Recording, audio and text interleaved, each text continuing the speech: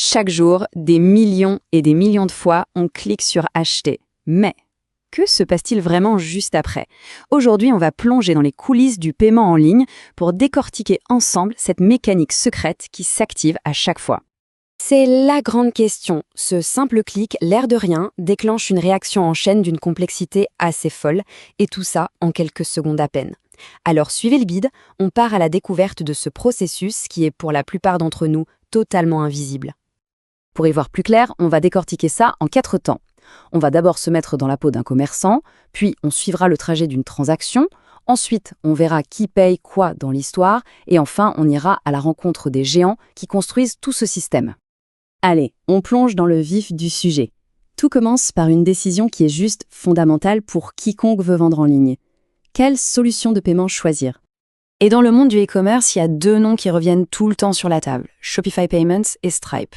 On pourrait croire que ce sont juste 2 concurrents, mais comme on va le voir, la réalité est un peu plus subtile. Alors, regardons ça de plus près. Bon, Shopify Payments, c'est intégré à Shopify, logique. Stripe, lui, est indépendant. Mais le point vraiment crucial, il est là, sur la ligne des frais. On remarque que les frais de base sont identiques, 1,4% plus 25 centimes. Sauf que, si un commerçant utilise Stripe sur une boutique Shopify, eh bien Shopify ajoute ses propres frais par-dessus. Et ça, c'est le petit détail qui change absolument tout. Et là, surprise! En réalité, Shopify Payments est basé sur la technologie de Stripe. C'est exactement le même moteur sous le capot, mais avec une carrosserie et un tableau de bord qui sont faits maison, et complètement intégrés à l'univers Shopify. Donc, en résumé, ce qu'il faut retenir, c'est assez simple. Pour une boutique qui tourne sur Shopify, Shopify Payments, c'est la voie royale. C'est plus simple et ça évite les surcoûts. Par contre, pour n'importe quelle autre plateforme, là, Stripe redevient l'option la plus flexible et la plus robuste. Tout est une question d'écosystème, en fait. Bon, passons au niveau suivant.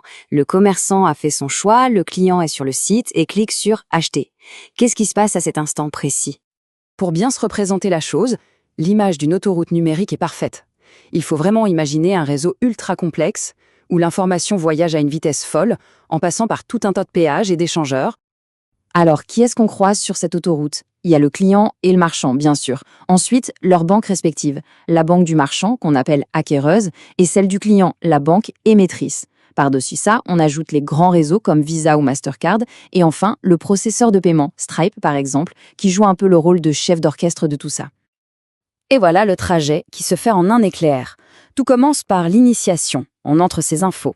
Puis vient l'autorisation. C'est une requête qui fuse jusqu'à sa banque pour vérifier que les fonds sont bien là.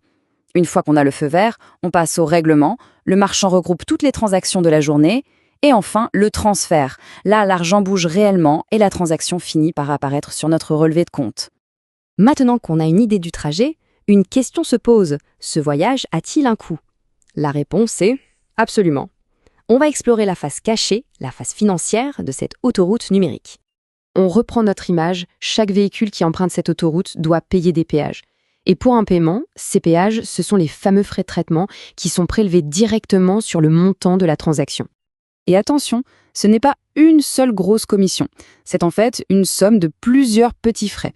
Il y a les frais d'interchange qui vont à la banque du client, les frais d'évaluation pour les réseaux comme Visa, la marge du processeur comme Stripe, et parfois d'autres frais comme ceux de la passerelle ou en cas de litige. Et parmi tous ces frais, il y en a un qui représente le plus gros morceau du gâteau. Ce sont les frais d'interchange. C'est la part du lion et elle revient à la banque du client. Cette banque justifie ce coût pour couvrir le risque de fraude et les frais de gestion du compte.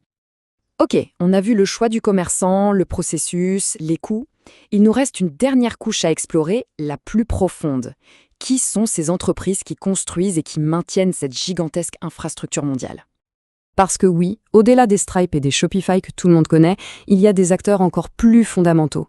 Des entreprises comme la société marocaine HPS Worldwide, dont le métier est justement de créer les technologies de base qui permettent à tout cet écosystème de tourner. Et pour bien saisir l'échelle dont on parle, il suffit de jeter un œil à leur rapport annuel. HPS, ce n'est pas une petite start-up, c'est un véritable pilier de l'industrie financière mondiale, un architecte de l'ombre. D'abord, leur portée est vraiment mondiale. Leurs technologies de paiement sont déployées dans plus de 95 pays. Et leurs clients, qui sont-ils? Eh bien, ce sont plus de 500 institutions, surtout des banques et des géants de la finance, qui s'appuient sur leur système pour fonctionner au quotidien. Et bien sûr, tout ce savoir-faire, ça a une valeur. En 2024, leur chiffre d'affaires a grimpé à près de 1,3 milliard de dirhams marocains. Ça représente plus de 120 millions d'euros. C'est le prix de cette infrastructure que personne ne voit. Et cette illustration, elle montre bien leur empreinte mondiale. L'Afrique et le Moyen-Orient constituent la majeure partie de leurs revenus, c'est vrai, mais leur présence est significative sur absolument tous les continents. C'est la preuve que le paiement numérique est aujourd'hui un enjeu planétaire. Et on termine avec cette citation de Mohamed Orani, le président de HPS, qui, je trouve, résume tout à la perfection. Le paiement numérique est devenu une infrastructure, aussi vitale et aussi invisible que l'électricité ou l'eau courante. C'est un pilier de notre économie mondiale. Une pensée assez fascinante à garder en tête lors de notre prochain machin en ligne.